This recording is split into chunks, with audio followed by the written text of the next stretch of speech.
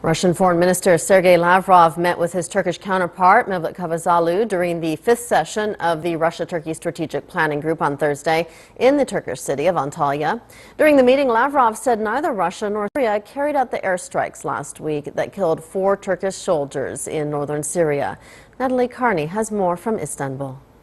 The Russian Foreign Minister Sergei Lavrov called his discussions with his Turkish counterpart very useful. Foreign ministers did agree that a ceasefire was very much needed for all of Syria and that humanitarian aid should be allowed into besieged areas across the country.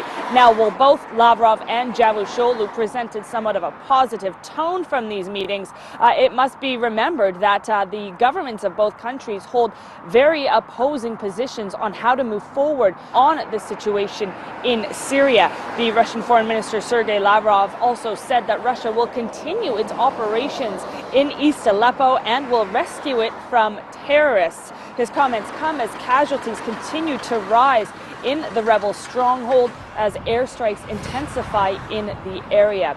The two foreign ministers were also said to have spoken about the situation in Iraq, Yemen, and Libya.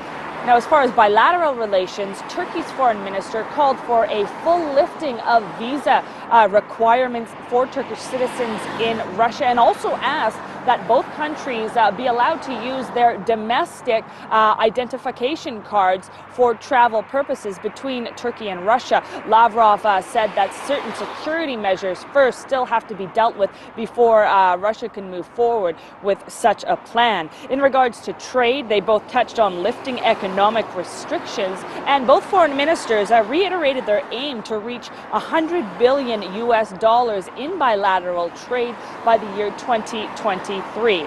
The Turkish Foreign Minister Cavusoglu also mentioned that strategic projects with Russia were going along as planned and progressing positively, namely the first nuclear power plant that will be built in Turkey, which Russia will be building at the cost somewhere upwards of $20 billion, and of course the rather controversial Turk Stream pipeline, which will carry Russian gas to the Black Sea and Turkey into Europe. These talks come after the Turkish President Recep Tayyip Erdogan and his Russian counterpart Vladimir Putin holding 3 phone conversations over the last week regarding the recent situation in Syria.